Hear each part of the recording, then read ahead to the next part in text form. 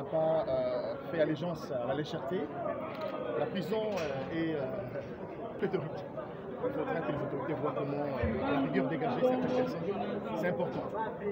Le Congo est en guerre. Il faut qu'on se le dise.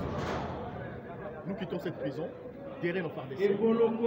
Nous avons une seule mission, c'est de mobiliser la jeunesse, toute la jeunesse de ce pays, afin de pouvoir soutenir nos forces, évidemment, soutenir le chef de l'État, qui est le commandant suprême des armées, afin de pouvoir bouter hors état de nuire l'ennemi de notre pays. Tout ce que je peux dire, c'est ça. Depuis 6 mois.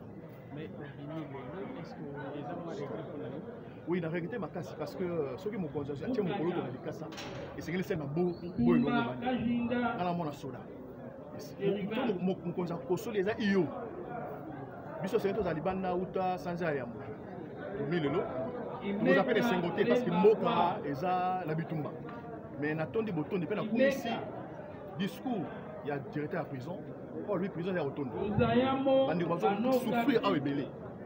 Bon, ça, la makasi, la mesure, on a ceux qui ont la liberté conditionnelle, va bien.